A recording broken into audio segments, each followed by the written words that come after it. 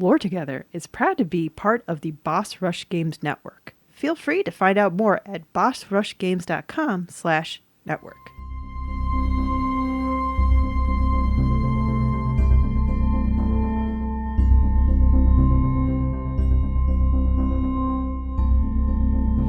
Hi, I'm Safi. And I'm Mystic. And this is Lore Together. This is the podcast where a husband-wife team go over all the storytelling, world-building, and characters of video games because it's what we like to do together. We lore together. Yep, and this is episode 104. 104. I feel like it's significant in a dorky way, and I'm totally spacing on why. Oh, I couldn't tell you. I just said 104 instead of 104 like I usually do. It's okay. Both are acceptable in this purview right now. Good. But before we get into the episode, if you'd like to contact us, you can do that in many different ways. Instagram, Mastodon, Blue Sky? Not yet. Not yet. Soon. Reddit, YouTube, Steam, and Discord down in the description below. Or you can contact us via email at loretogether@gmail.com. And if you'd like to support the podcast, you can do that in two different ways. First is by giving us a heart, upvote, like, 5 stars, whatever it is, wherever you're listening, we appreciate it. The other thing is through Patreon at patreon.com/loretogether, where you can pay a per episode pledge to get early access to episodes, early access to our Let's Plays, which we are both continuing soon, exclusive access to our mini episodes, which we just released one recently on tabletop RPGing the game Firmament. Yes! And fixing the flaws in that game's narrative. And there'll probably be some more little writing, I think, like writing diaries, so to speak, coming up, because there had been some interest in that. So, yeah, we appreciate any support you can give us. Yay! Thank you for those who support us already. Don't forget to check our live streams. We'll be playing the games from our episodes each week, and then the following week, the off weeks, we'll be playing through Mass Effect still. Patrons get to decide the major choices, whether it's in a poll beforehand or during the stream. Patrons in the chat get priority votes. Yes. All right. With all of those announcements put aside, Woohoo! I'm supposed to guess what we're talking about. You are probably not going to guess this. I had never heard of this game. All you said is that you looked up something and it got confused with a book and 2 books in a movie? Yes. Yeah. No. Lost. I don't understand. No, it's not Lost. Boo. That was not my guess. There is a Lost game. I'm sure there is, and I probably wouldn't want to play it. It's the same genre as kind of the CSI games and stuff. Yeah. Is it a point-and-click adventure kind of thing? Or essentially, yeah. They're not... Point-and-click cash grab. Yeah. They're not great. They're not the worst thing in the world, but they're not great. I'll take Solitaire over that, please and thank you. We are going to be covering Summerland. Okay. Yeah, that is definitely 2 books and a movie off the top of my head. Yeah. It's also a 2020 game by Fire Games, F-Y-R-E. The game is free. Wait, F-I-R-E as in like spelled the same as Fire Festival? So Fire in this case is related to the high school that the developers are from. Oh, interesting. This place has a great history to it. The game is free on both Steam and itch.io, whatever that is. Itch.io. Itch.io? Okay. And so Fire Games itself is kind of fascinating. Almost all their games are free. One game is kind of included in this more recent kind of collection of indie games. Okay. So that one's paid. Quote unquote. But that's the only one that's paid. Everything else is free. They basically just ask for donations. Good for them. Their first project, Into the Unknown, was made when the lead developers were just 13 and 14 as part of a school project. It was such a huge hit that they refined it a little bit and eventually released it in 2016. So now they'd be 21 and 22. Good for them. Somewhere in that range, give or take a couple years. I couldn't find out how long Into the Unknown took from school project to Steam release. Still. But, yeah. I mean, that's impressive that you focused that long on something. Yeah. That's pretty impressive. I love it. A few of their games seem to be a bit on the glitchy, buggy side. One of their games is mostly negative just for that reason. People are like, I love the game, but I can't get past this point. Oh, okay. Yeah. And this is not the same as there was the game where the guy was trying to say, where the whole point is that some of the games are unplayable. Yeah. No, it's hard to argue the price of entry on this. It's a free game. by relatively young developers. These are people who are probably still, again, in college maybe. Yeah. And with their focus on story-driven games, that seems to be one of their big focuses. We might be back to them in the future. Okay, sounds good. This is definitely their most lauded story, at least from what I could find. There was another game after this before that paid one. I didn't look into that one yet. Okay. So this story could also be a little bit controversial in the events that have happened since 2020. Oh, so like when it first came out, it wasn't a big deal. But It would have now- still been, like, the storyline would have still been mildly controversial, but events in 2020 kind of pushed this to the forefront a little bit. Not the pandemic. So, Okay, I had a feeling it was not the pandemic. Yeah. The way that Mystic was looking at me, which of course in an audio medium you can't tell. yeah. But I think the controversy is a little bit by design, as this game is all about ethics. Oh, fun! And we're talking surface level ethics. We're not getting deep here. This is ethics 101 type stuff. So we're talking about like the trolley problem. Yes. In Okay. fact, that will be referenced here because All it is right. in the game. Yeah, to explain for anybody who's had their head in the sand on the internet and not heard about the trolley problem. We'll get there. Oh, Yeah. we will have an it's- explanation yeah. for it. Okay, I just want to make sure that actually happens. Yes.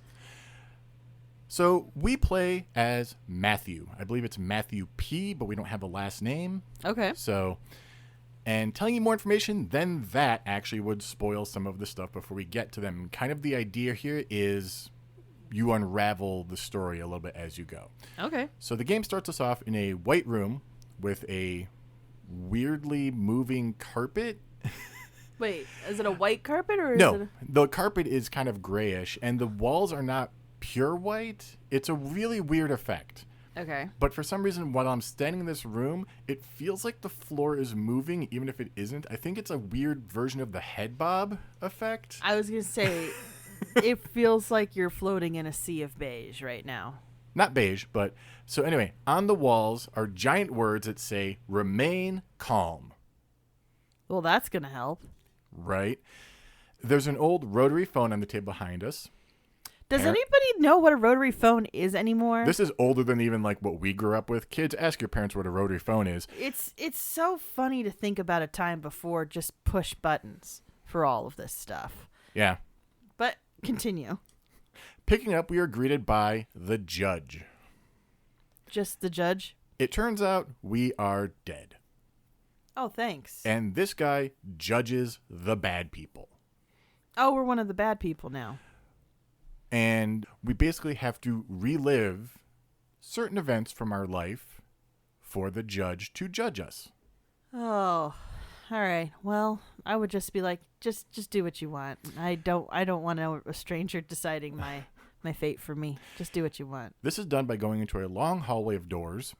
Entering the first one, we are transported to a grassy field and a rural crime scene. Uh-oh. Turns out Matthew is a police officer, and he's here investigating a murder. Okay. There's a ramshackle cabin and a dead body on the ground outside with a gunshot wound. All right. A knife nearby is covered with blood, and a bloody trail leads into the grass. All right. There is a ride-along partner here with us. Uh-huh. She is new. Oh, okay. Basically, observe. She just stands there. And this, it's kind of funny. I was reminded almost instantly of, what was that game we played? Everybody's Gone to the Rapture. Yeah, everybody's gone to the rapture, yeah. I guess Tacoma as well, which is funny. Same developers, if I remember. No, not same developers. Yeah. I was reminded for some reason that they were, but they weren't. One is Chinese Room and the other one is Fulbright. Yes. Glad I got that off the top of my head. I think those are two of our favorite games we've covered. Because we also did those are both ones that we did live streams for. Because And did the full games. And did Yeah. the full game in our live streams. Because those were our off Thursday ones for a little bit. Yeah. So I was reminded of both of those, actually, in a way, because all the figures are just glowy representations. Yeah. So Okay. anyway, investigating the cabin leaves us with some clues. Basically, someone was here selling something for hard cash. In this case, probably pills or meds of some kind. There's a lot of pill bottles around and stuff. Okay. We follow the bloody trail, finding a gun, money, and eventually a dead body in a cave. Okay. On his way back, Matthew has an episode of some sort. This will happen numerous times. We're never told what it is. It is an ailment he has. Okay. But all it does to us, I mean, it's clearly debilitating to Matthew. Right. What it does to our screen is it gets really kind of, the field of view goes way out of whack. Everything kind of narrows down and everything kind of slows down. It sounds like an anxiety vertigo reaction almost. Vertigo maybe or whatever, but it's something that requires a lot of treatment. So It also sounds like something that happens to you when you survive trauma.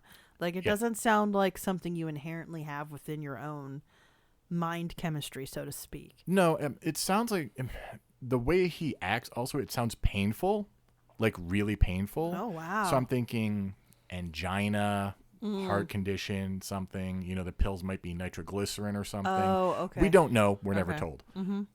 But he has pills on him. He takes them. This is obviously something he knows he has, obviously. We will never find out the name of it. Okay. Matthew returns to his rivaling partner, who is Evelyn. She will become a player eventually, and surmises that the guy was selling stuff, and someone decided they wanted their stuff and their money, and they both ended up dead. So she's assuming it's just the two bodies that we find on the scene. It is just the two bodies we find, yeah. Okay. There's no evidence of a third No. person? Okay. Evelyn, who is, again, new, pretty green, idly wonders why people do things like this. Who decides to just kill someone for something like this? Matthew guesses that it's just how some people are, that they are made that way, No. and that people get what they deserve when they make bad choices. No. She's not exactly convinced, but she's also just the rookie. Okay. I have concerns, and I will try not to say anything. Your concerns will be addressed. I figured you knew that they would or not. There is no... This is a game about the gray. Let's say that right now. Oh. Yeah. That actually comes back to a book that I read, but I won't bring it up just yet. The judge... So we are going back to the cruiser. End of memory. Mm-hmm. Okay. The judge literally says, being a police officer doesn't exactly say much about your character, but it is a job aimed at keeping the peace. Can't wait to see how you screwed this up to be here. Oh, snap. Man. Since, can't wait to see how you screwed this up, since I'm the guy who judges bad people. If you're here, you had to be bad. Right. You know? His views aside, the judge hasn't seen him do anything bad enough to be sent to be judged. So, on to the next memory. Matthew comes into his home. He is a single father with an infant son. Whoa. Oh, gosh. His wife, Anna, passed on in the last year. It's not clear if she's passed. I think she is gone. It is heavily implied that she is passed on. She is dead. Yeah. There is no anything to corroborate that beyond the tone of what we see when we see her picture, stuff like that. Okay. So there's no death certificate. There's no headlines or anything. There's nothing beyond, I miss you. I really need you. Right. Stuff like that. Exactly. But that could be she left. We don't know. Exactly. Given that there's an infant son, I'm going to guess probably not. Yeah, I don't think very few people are able to just leave an infant, period. Yeah, So- especially one that we can tell that she did love the infant, Joseph or Joey, depending on when Matthew's talking about him. Okay. Matthew is in desperate times. The police force's budget has been cut. His pay is being slashed. His medical bills are piling up to the tune of thousands from treatment, plus the cost of his medication, which is always running out. Joey starts crying, and Matthew tries to find something to calm him down, eventually settling for trying the trick his wife Anna had, singing a small guitar ballad. Joey finally falls asleep again, and shortly after, Matthew has another episode having to scramble to the bathroom to get his pills. He's frustrated, beaten down, doing his best, and a little bit at wit's end. Sounds like the true enemy is capitalism. But, I'm on my soapbox immediately. Oh, we will address your soapbox because I have a paragraph at the end about this. Man, okay. All right. The judge is having a difficult time kind of parsing where Matthew has actually gone wrong. He's a cop doing his job, a single dad down on his luck. He sees nothing here that would require his being involved in Matthew's afterlife. So he decides to ask a question about ethics, giving us a choice between Matthew being more deontological, like Immanuel Kant, or more utilitarian, like Jeremy Bentham. And we do get like a little lesson on this in the game. Yeah. No, this is now becoming my philosophy class in high school. And Matthew's given the explanation using the tried and true trolley problem. For those not in the know, the trolley problem faces you with 5 people tied to a trolley track. You have access to a lever which will divert the trolley off of to another track, but there is one person tied to that track. The question becomes one of which is the greater moral choice. The judge tells us that Kant's deontological ethics claims that your action itself is what makes you moral or immoral. That if the trolley is going to hit 5 people and you don't do anything, you didn't kill those 5 people. Yeah, I don't like Kant for many different reasons. The biggest reason being that he was never a succinct writer, Right. and that just always... In high school, we had to read him. That was already a struggle. This and is- you just keep looking at this being like, there's a simpler way to say what you want to say. How dare you? How dare you waste my time? I knew this was a very reductive view of Kant. So that's why I said the judge tells us that Kant's ethics claim. Yeah. So, No, but that's fair. but if you do switch the tracks, you did kill that one person. Your action has a consequence. Before that, you hadn't taken an action. Yeah. On the other hand, Bentham's utilitarian ethics argues that the greater moral choice is pulling the lever because it will cause the least harm in total. Only one person dies instead of 5. And in particular, utilitarianism is about the measurement of good. It is trying to almost quantify the unquantifiable when it comes to morals. We get to choose which type of person Matthew is, because he can pick one or the other. The judge is just curious who is tying everyone to tracks because there are much easier ways to kill people. The judge is a bit of a jerk at times. Yeah, that's not funny, sir. You're the one who brought the trolley problem to my afterlife. Jeez. I chose Bentham when playing. Yeah, that's what I would do as well. I am not sure yet if the choices change anything here. I believe it changes a line of dialogue. Okay. So, our next memory finds us heading into work and finding no cases for us on our text input DOS-looking computer. We head to the evidence lockup to dig back into the Forrest case. This seems like small town. Yeah, that could make sense. Our precinct... They say precinct, but given the state of the computers, the state of the evidence lockup, it feels like a village at best. We're talking like 50,000 or less. It could be one of those towns where it used to be big and they haven't changed how the infrastructure is since the population reduced drastically. Maybe. Yeah. Could be something like that. Down in the evidence lockup, we find Evelyn. In my opinion, she's acting a bit shady, but that could just be... Mm-hmm. Matthew is not expecting her there, and she doesn't have a really good reason to be there. Matthew even tells her she shouldn't be, like, you shouldn't be here without a supervisor signing in. Yeah. But she basically is like, yeah, the Forrest stuff is over there.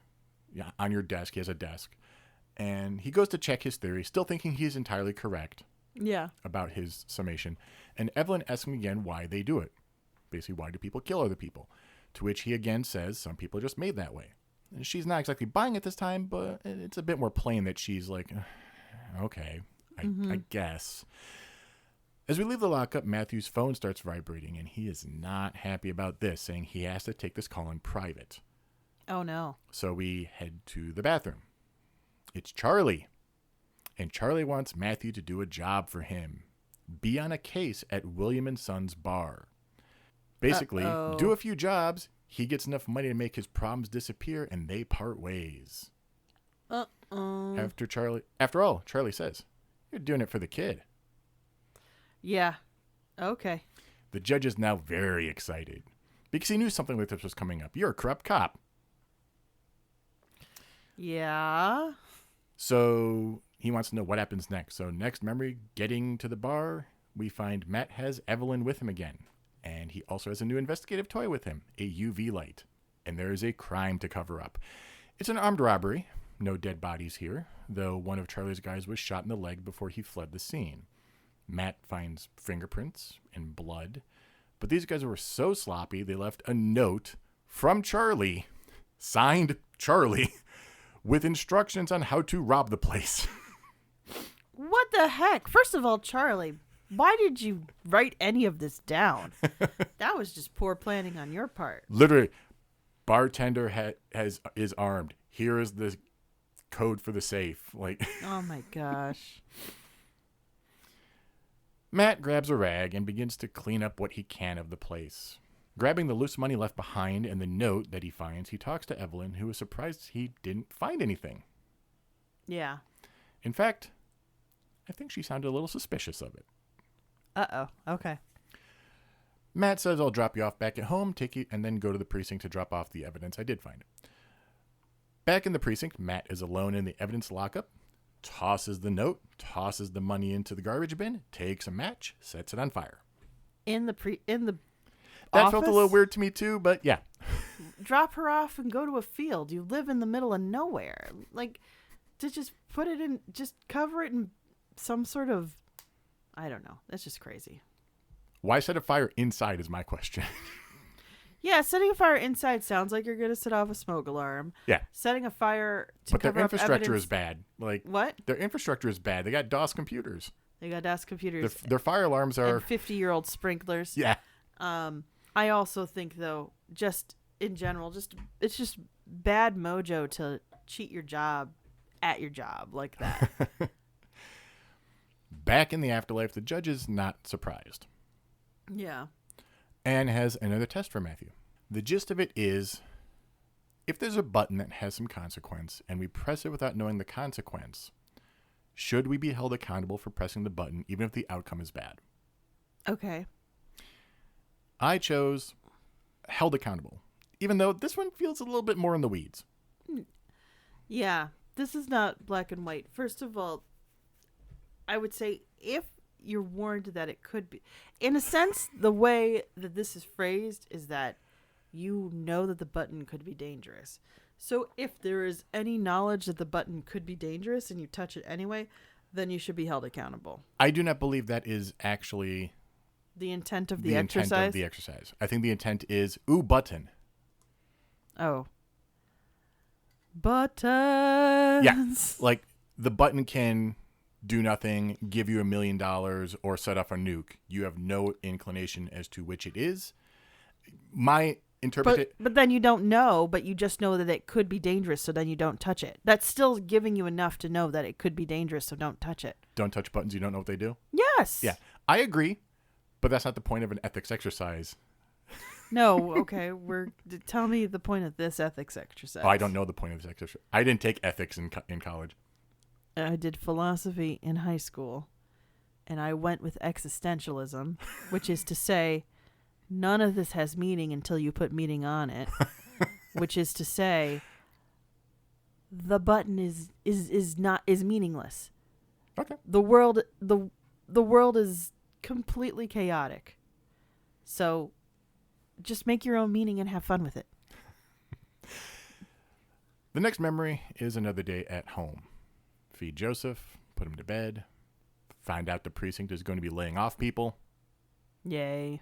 That's good. Finding out the medical bills are climbing, and now Matthew is also out of pills. Great. Then Charlie calls. He's got a front, a laundromat, which Matthew calls a bit cliche. It is very cliche, actually. Extremely cliche. Charlie's moving operations. Tells Matt to clean out the back room. Matt says this is the last job, then he gets his money, which Charlie agrees. But Charlie is always kind of sus. Yeah. Why are we trusting Charlie with any of this? Desperate people, desperate times. I'd rather sell cocaine. I'd rather Speaking do of cocaine, that. we'll find some in the next memory. The next memory finds us at the laundromat.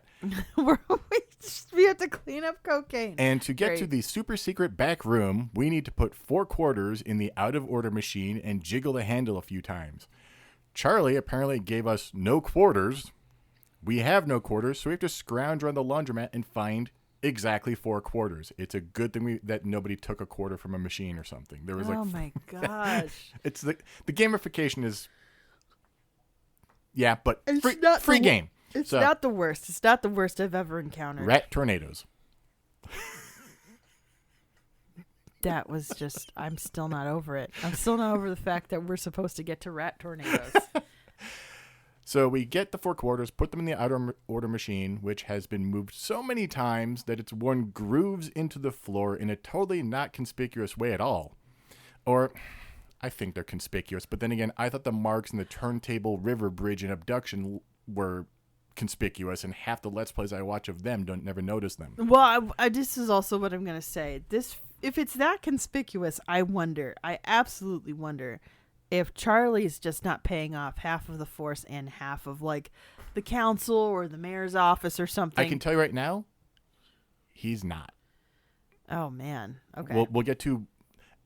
I assume he's not, based on what we find out later. Okay. Interesting. Inside the back room, which has a full tunnel... What? Yeah, it's not just open the dryer and there's the back room. It is go down 2 flights of stairs, down a tunnel, then there's the back room. This is cartoonish, and I feel like this is actually not the person's actual life. It is just the judge having fun at the expense of this poor dead soul. That is a possibility. The judge literally asks at one point, do you think I exist? Am I real? That's really self-conscious of you, Judge. I thought, I think, therefore I am. So I don't think you need to worry about it that much. Yeah. So inside the back room, there's a laptop, a safe with guns, a bunch of fingerprints Matt's got to clean up. Matt gets everything squared away, including the cocaine. There's also pinup posters on the wall, but it's like 50s style pinups. It's very weird feeling. Oh, like the Betty Page stuff? Okay.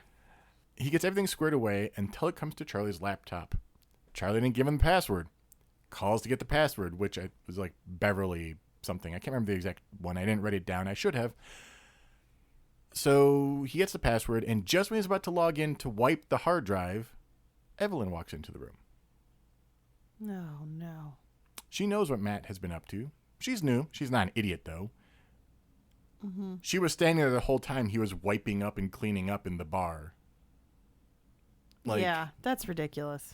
She basically talks him into turning himself in, and he leaves the laptop there. Okay. He doesn't go and immediately turn himself in, but he leaves. Gets a phone call. Charlie says he's not paying. Job wasn't done. But he'll call it even. Matt has enough on Charlie to bury Charlie. Yeah. But Charlie can just not send people to kill Matt. Then Charlie hangs up. The judge is confused and frustrated. Matt is doing bad things but has remorse. By Matt's own stated ethics, bad things should happen to him because he is doing bad things. Wait, no, that Matt's own ethics is bad things should happen to him because he's doing bad things? Matt's own stated ethics at the beginning, when why do people kill other people? Because they're made that way. Because they're made that way. And one of the things he says is, if you do something bad, bad things should happen to you. That's what happened here. Uh-huh.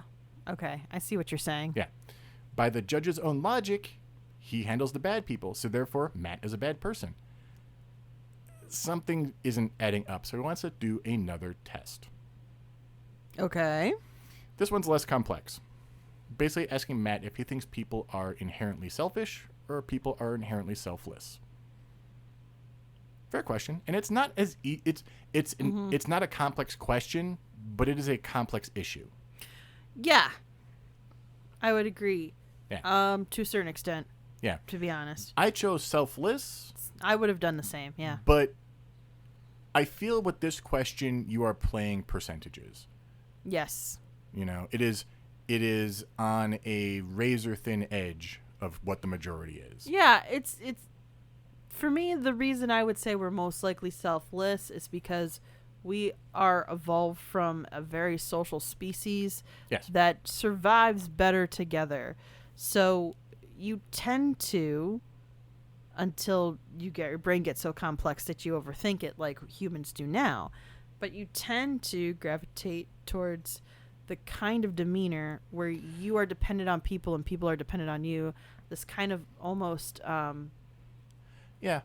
there was some in philosophy class there was a kind of anecdotal idea about researching birds and about who cleaned who off in certain kind of bird communities, and they said the ones that seem to do the best are the grudgers. Yeah, you help people and then you also get helped and you remember who helped you. Yeah. And of course we can say most people are selfless. Yeah. It does not mean they have the means to help you. Right. So that's a very good point too. Yeah, but that's of course a more complex issue than this binary question. I think the game knows that it's being reductive. Yes, of course, but it should. Yeah. So our next memory finds us in Charlie's place. Uh-oh. It's small. Okay. Smaller than you'd expect. Matthew is literally just grabbing hundreds of thousands of dollars to take out of that back room. Oh, wow. Like, he was grabbing buckets of money that the guy left behind. Whoa. So how much does he have? This place is small. It's basically an apartment. Okay. Like a small studio apartment? Not that small, but like a 2-bedroom. Okay. Not even. Maybe one. Okay. I'm trying to remember. You can only go in like 2 of the rooms. But it's like room with a TV, kitchen, bathroom, closet, bedroom, and like one or two bedrooms. Yeah. Probably just one, to be honest. Yeah. So Matthew, as soon as he enters, pulls his gun. Yeah. Says, "I have to be quiet," and turns on the light on his pistol, which feels a little bit counterproductive to his goal. I have to be quiet. Well, I mean, I guess the light doesn't make noise, so to speak. But it's night. Yeah. Lights tend to attract attention. Yeah. Yeah, Matt's not really a really heavy thing. If you haven't noticed, Matt doesn't think really heavy on things. He doesn't focus on them long enough. Bad people are just bad, and then they deserve bad things. P.S. Here's me doing a bad thing. Yeah. So please don't judge me. Looking around the apartment beforehand, if people choose to, I'm sure there are people who just go right into Charlie's room and shoot him. But that it's an interesting thing. Like, does me going around and looking at stuff and getting information on Charlie changes my perspective on Charlie? Yeah. It doesn't fully change Matthew's perspective. I mean, it changes Matthew's perspective, but doesn't change the outcome. Right. Which is, of course, a whole separate set of ethics and philosophy we're not going to get into. So, looking around the apartment beforehand, we can find that Charlie is sending a ton of money to an estranged wife, begging to see his toddler daughter. We see a picture of a very young girl. Oh, wow. And maybe not even toddler. Maybe still infant. Wow. So, and we can find a safe filled with money. And if he tries to leave, I tried to leave to see if I could. Matt will realize that Charlie's going to know that it was him. Charlie knows where he lives. He knows about Joseph. There's no way that this doesn't come back to him. Charlie also is willing to kill. Yes, has said that he is. And Matt's prints are all over the safe and everything. Basically, we had to take a hammer and screwdriver to open the safe. What? This feels so dumb on so many levels. You're a cop. Yeah. Trumped up charges. Get a warrant. Go in there. Steal the money. Have a judge sanction it. And you claim that you only collected half of the thousands of dollars that you had. I don't know if it's because I'm from Chicago, which I'm sure somebody would make that joke in the comments, but that just, we know how cops do this. Right. Maybe it's also because I'm American, but we know how cops do this. Yeah. This is one of the easiest, most corrupt things cops do. They literally get slush funds by searching in cars, taking money, calling the money evidence, and then keeping it for their slush funds. Yeah. This is amateur hour, Matt. Absolute amateur hour. How come you can't crime like a true cop? This makes no sense. In his mind, there is only one way out. So he goes to Charlie's room, and shoots him, saying or thinking, it's hard to kind of tell because it's the same tone, that this is for Joseph. The judge is starting to have a bit of a difficult time. He questions Matt's motive, whether he did that for Joseph or was it for himself? Basically, are you doing it so that Joseph is looked after, or are you doing it so you don't die because of this condition or whatever? Mm-hmm. Like, what's your reasoning? He betrayed the trust of people who looked up to him. Mm-hmm. But the judge is now confused because he's never cared about motive before. He's always been about the actions themselves. Okay. So the judge hasn't been at this for long. Apparently not. Yeah. There's no way that this is the first time this has ever happened. It feels like the judge has been in it a long time, but yet the judge... So this is not an offense to the actor. Some of the actors in this are actually pretty decent. Okay. The actor for the judge feels like one of the developers, which, again, they're teenagers, maybe 20. At the time of production, yeah. Yeah. So where the judge sounds so young compared to what you would think the judge would sound like. Yeah. So there's an inherent naivete you pick up from it. Yeah. Okay. It's a bit out of left field considering Matthew sounds like an adult. He sounds like a tired, down on his luck adult male. Like 40s, maybe 30s, 40s male. Okay. And then the judge is just sounds so much younger than him. It's weird. Okay. But still, regardless of that, the judge obviously has not been doing this. You say that it sounds like the judge should have been doing this for a while. I refuse to believe that if the judge has never cared about motive before. I think the judge has mentioned he's been at this a long time, but then that would just make him a bad judge. Yeah. Yeah, in fact. Which may be what he's realizing. Like, oh, I'm bad at this. Mm-hmm. It could be that. It could entirely be that. We cut to the very final memory. Matthew is running around his house, grabbing supplies and everything to get into the cruiser. He's going to take his police vehicle and leave with Joseph. Everything packed up, he takes off, eventually finding himself on a dark road when Joseph finally wakes from a nap. Okay.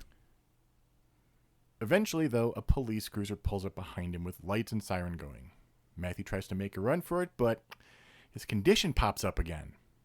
Can't drive while your vision is tunneled and blurry and everything.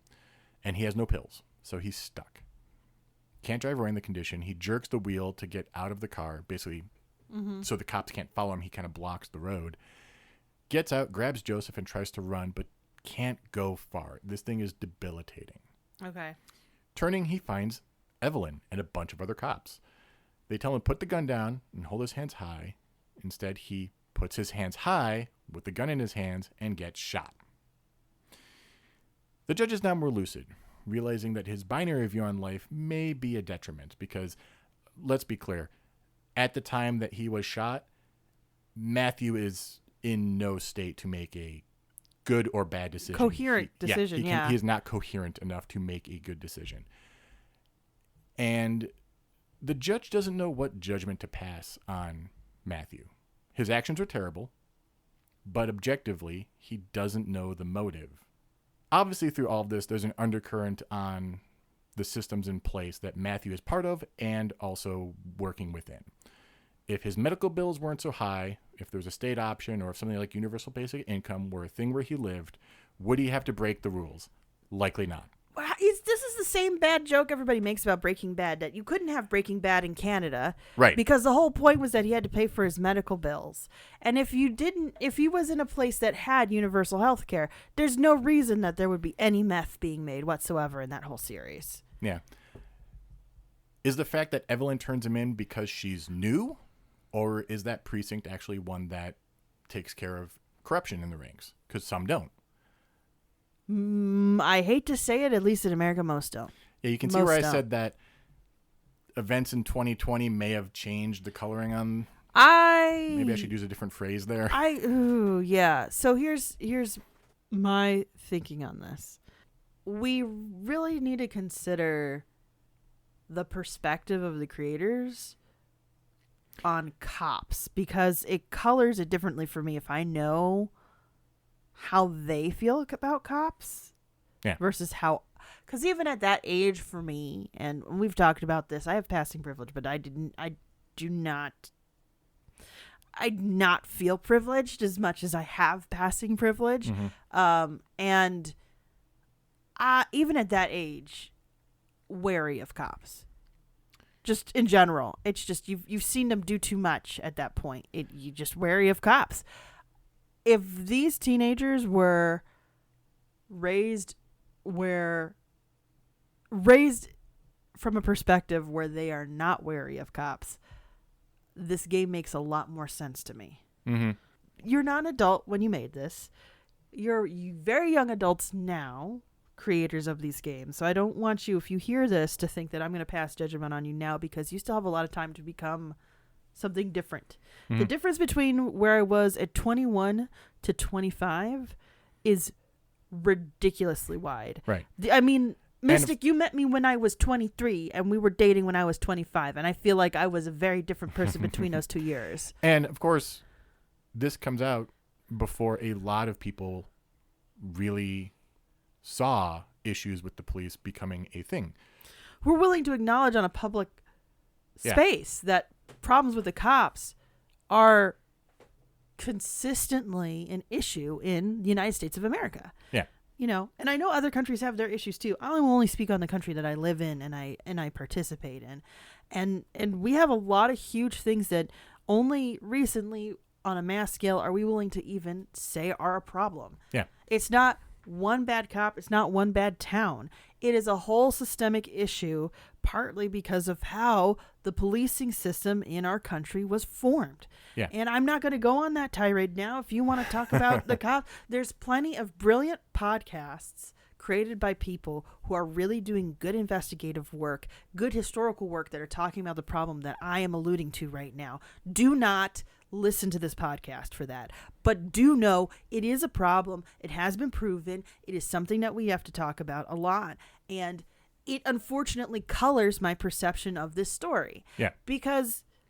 And I knew as I was playing this and doing the research, I'm like, we're going to have a discussion because we have Yeah, to. capital D discussion on this, unfortunately.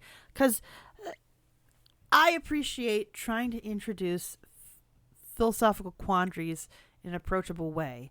I think they could have done that without this character being a cop. Now, again, I'm not going to tell people who are young and experimenting with a new medium that they should never have created this. I think that's mean. I think that's cruel. And I do not want to gatekeep, especially because I'm not making video games. I'm making a podcast that talks about video games. I could not have a fun job like this if I tell only certain people to make video games. It's not fun anymore. Then it's just the Safi only plays the things that she likes all the time hour. Nobody wants to listen to that. Nobody. But at the same time, it just, you know, I always like to think of, there's the discussion of the death of the author, especially in fiction. And it's come up a lot as we start examining that a lot of our favorite authors have issues. I mean, the one that constantly comes up in a lot of the spaces I end up is J.K. Rowling. And she's capital P problematic, guys. We'll just say it. She doesn't align with our values. Her fiction has spoken to a lot of people. Has some interesting things to say even. Yeah. But she's capital P problematic. And there's always this discussion of, is the author dead? I do not like to think of the author as dead, as in completely irrelevant from the work. I do think the author is a ghost. The author's intent will always haunt the text. And I am haunted by the ghost of these authors who might not be the same people that they were when they made this game too. It's funny because I feel like philosophically this is taking me away from the discussion of what they wanted to talk about. The ethics of being a human and interacting with your society. And instead, I'm thinking more about the ethics of the ghost of the author right now. Right. And how I want to know their perspective. I want to know how they haunt this game and where they came from, because to a certain extent, because of the amount of development that goes on in your personality from when they made this game to even how old they are now and how old they will be only a few years from now. Like, there's so many questions I have about what that means. How do they view Summerland now? How will they view Summerland in the future? Mm-hmm. You know, what kind of life did they have? What kind of experience did they have with cops that inspired them to make their main character a cop that was a bad cop? What to them is exemplified in the idea of a capital C cop? Right. Because before you met me, Mystic, capital C cop, what did you think of it?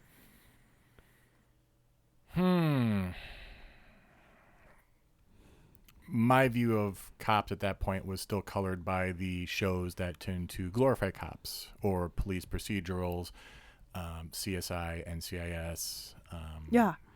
Yeah. And older one, even going back to like really old, more comedic ones like Chips, stuff like that. yeah, I mean, there's a reason, and there's a reason that people refer to that as propaganda, right? Yeah. It kind of glorifies the profession. And it's not to say that there's nothing good about the profession, but it glorifies it. It idolizes it. And then we met, and within the first few months of us dating, I had to share with you some anecdotal issues and, in fact, some very serious history from my family that was essentially initiated by horrible cops being horrible to my family. I'm not going to get into it here. It is not a story for the show. But when you grow up knowing that your family was hurt to that extent by cops, and that's told to you as a warning, you will never see a cop the same way again. And I never had to deal with it the same way that other relatives of mine have had to deal with the cops. I've never had to deal with the cops the same way that my brother has had to deal with the cops. I don't want to tell those stories here because that's not why we're here. But I think this is a very interesting example of one person trying to tell a story a very certain way. And they think that their message is really clear. But they have this one choice that they've made that makes the perception of their story, their ideas, their theories completely inconsistent across audiences. Right. And well, I don't know, that to me now is the more interesting conversation here. Well, of course, like it is a game. It is subjective.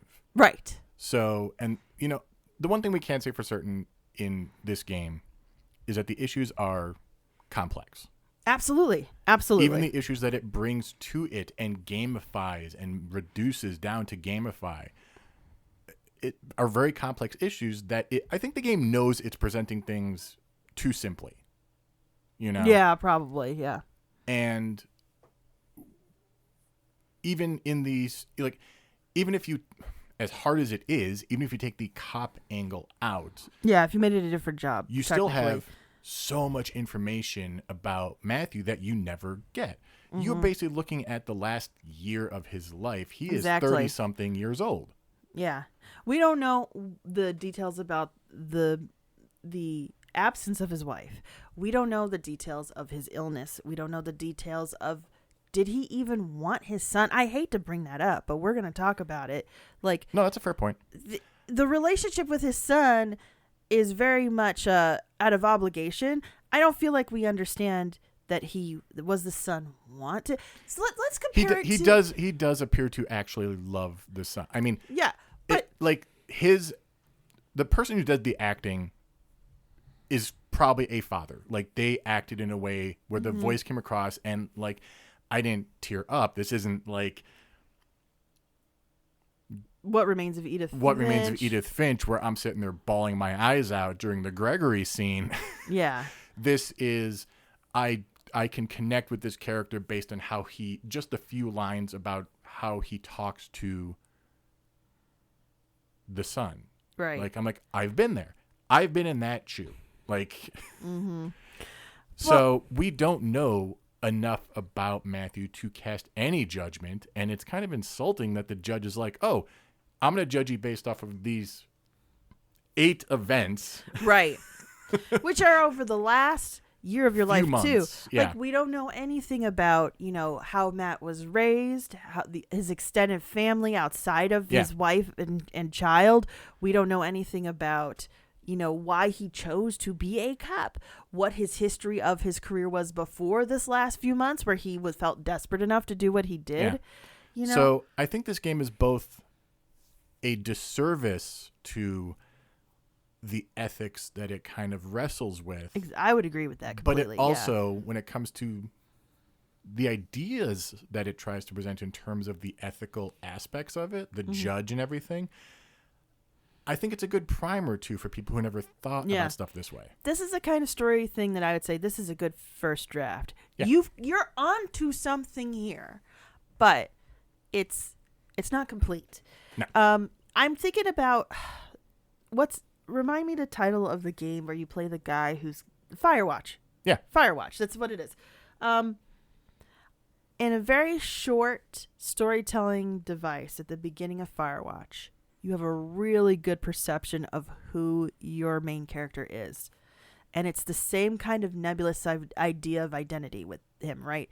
He's in these gray spaces where morally there's some questions, but you understand why those questions were there. And by the time you're playing the game... Oh, you're talking about the intro, like, yeah, where you make your choices. The intro. Yeah. And then by the time you're playing the game and you can, like... This could use that a little bit. Yes, exactly. And exactly. He could even still be a cop. They can keep that aspect if, You could. If you one of the still developers, could. if one of the developers' dad is a cop, that is a really hard discussion to have with them if we ever talk to them. Oh but my gosh. it's, and as you said, we are not saying every individual cop is a problem cop. We're saying the system is We're broken. saying the system. The entire system is broken. We are getting political. We are saying the system itself is broken, just as we say about so many other systems are broken. And I think it's also more frustrating, and one of the reasons we keep saying these systems are broken is because we live in a society that doesn't value fixing, evaluating, or changing them in helpful ways for continued success of every person. Yeah.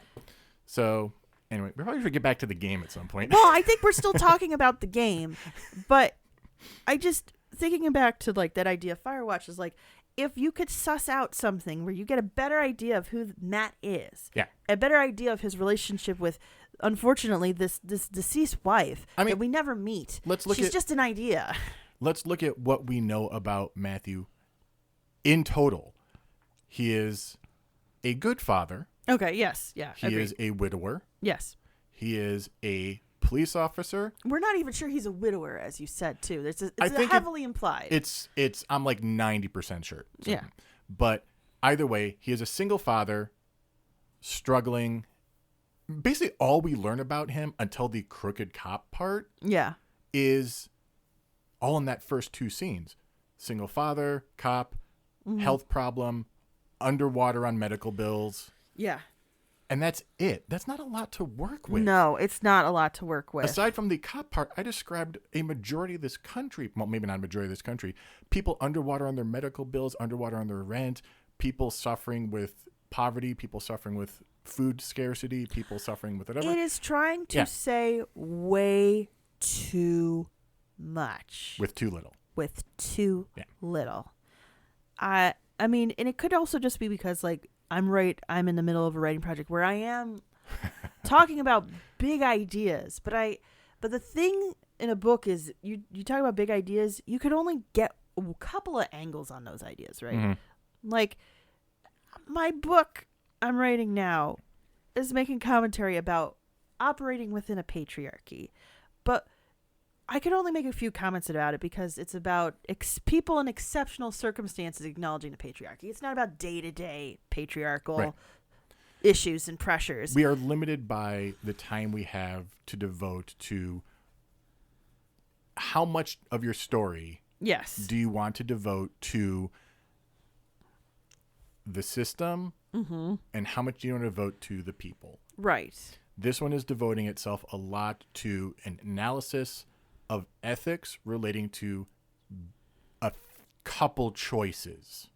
And it does a disservice on having that conversation, in my opinion, because of how broad the brushstrokes are. Yes. If we had even only focused on that, if the game was literally that last scene and the judge had to do that, and then you went through exercises that go through things like the trolley problem, other stuff based on how you choose, and then the judge is commenting on that and saying, but remember at that standoff, blah blah blah blah blah, that could have been probably more interesting, captivating, and more focused on the philosophical quandaries that the developers might have wanted to discuss. I feel like there's more than I feel like the binary choice I feel is a necessity to get the game done, you know. I don't think it necessarily needs to be binary, but I think the choice part is necessary. Well, no, I think in this case when they were developing it, you know, they pick Kant and Bentham,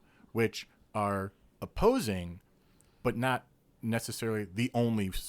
Absolutely not. Absolutely so not. I think the fact that they went with a binary that is very binary, you know, you are going from utilitarianism to deontological, and one is help people, the other one is it's not your fault if you don't press the thing. Like, those are so diametrically opposed that it's doing it a disservice to ethics in some way. It is. It's not. But again, is a great primer for people who have never even heard of Bentham or Kant. You know, it is a good primer, and also don't read Kant. Just don't. So, the judge in the end has no idea what to do with Matthew. He doesn't. Oh my God, I forgot. I didn't even realize we didn't finish talking about the game itself yet. Sorry. He leaves it up to Matthew, aka us, on whether Matthew is a good person. Again, we do not have enough information to make that call. Absolutely not. It is a binary choice. I picked no, but not for my own feelings, because the Let's Play I was using to check stuff as I played picked yes. Basically, I knew there was going to be a lot of dialogue, and you can't go back in this game to like a previous save point or anything. It's not save point. You can't go back to a previous trial to like replay it. Oh, okay. And so I had that going so I could read whatever. They picked yes, he is a good person. I picked no just to see if there was a difference. There doesn't seem to be. And regardless of which we pick, and it doesn't seem to matter, Matthew walks through the door into a smoky corridor. The judge says he's happy to have met Matthew, and while Matthew has no idea what's through the next door, the judge doesn't know either. He doesn't know what actually is the afterlife. He just judges people. So he just knows that, good or bad, Matthew's existence is going to change and things will be okay for Matthew. That is so unsatisfying. He bids Matthew goodbye as he walks through the final door into a field of white. Now, here's the strange thing. If you say he's not a good person, you still get that same ending, which would imply that there is no punishment, which would also then imply, if you think about that way, there's no reward, which probably means this is a reincarnation story. It's either a reincarnation story or it is the thing that goes through Matt's mind right before he is completely succumbed to oblivion. True. Fair. Yeah. Which some people find dark and some people find freeing. It's up to you. Yeah. Yeah. Let me tack on the last part of the game after 10 minutes of conversation. No, it was just, I didn't realize that was, you know, and I guess we've said a lot of what we could say about it. There's not much more that I want to say about it. Needless to say, this is a complex issue, and honestly, we're not the place to have it. The game is trying to have it. I felt it was worth covering. I think it's good to cover one like this. I think it's good to talk about it, but I feel like for me the more interesting discussion is the one that the game isn't having. The one that the game isn't having. Yeah. Yeah, exactly it. It's a lot of the more intriguing discussion for me is the creation, the perspective, the world that it happened to sit in, the strange time it happened to be released in as well. Yeah. I mean, that's more interesting to me than what the game was actually trying to say or not say. Now it sounds like it wasn't really trying to say anything. It was just kind of like a thought exercise, which makes sense if it was for a class project. This was not a class project. I believe this one was actually, It may be like these are all class Feels projects, like a class project. or they may all start as class projects, or maybe this is their way of developing because they started with class projects. It just sounds very familiar to me. It feels like some of the things that I had to write for philosophy class. Yeah. There was literally Someone's in philosophy class in college. They made games before. Let's make a game based off this because I found content or Bentham very interesting, and let's. Yeah, I mean, like, this reminds me of, like, I was lucky to have a teacher who was really cool with letting us, with our writing assignments, and you could have it be a conversation amongst the philosophers. I loved doing stupid premises within my essay with the scripts. So one script was it was a young girl babysitting a kid. I say young girl because I am almost 40 now, and and at the time she would have been about my age in high school. But it was a whole thing where she was like, "Johnny, be good." That was the title of the whole paper, and then 3 philosophers came in to tell her how to teach Johnny to be good. They're just ridiculous premises. And I say that because this feels like the same kind of exercise. Like, one of them did an essay or some creative writing prompt for philosophy, and then they decided to make it into a video game. It feels like that to me. Yeah. I believe the writer on this is the lead developer, Connor. I want to say Smith, but I'm not 100% sure on that. And again, I don't want to judge anybody's creative development. No. At such a young age. Like, that's just cruel. I mean, I'm not going to judge anybody's output. I'm sorry. I did the lore for Primal Rage. I am not in a position to judge this game on how quote unquote creatively sound it is. That is not what we're here for. By the way, we're still looking for that book if anyone knows it. Yeah, please. Avatars. Primal Rage Avatars. Anyway, I say that merely because as much as we're not the biggest of podcasts, as somebody who is creating right now and hopes to create for years to come, I don't ever want to dissuade anybody from doing that, because I think what they did was probably only just a good first draft. That's not to say that it's bad. It's just to say you can push it. Take this further. Yeah. Go farther with it. Solidify Matt more. Solidify the quandary more. Solidify the judge's perspective. Are they actually jaded, or are they actually new to this? Because those are two different, interesting perspectives you could bring to it. There is a lot you could bring into this, enriching this. Like, it's like the difference between the Betty Crocker brownie recipe and then you give that to Gordon Ramsay and he's gonna make it like fine French cuisine version of that Betty Crocker brownie. That's the difference I'm talking about here. Yeah. And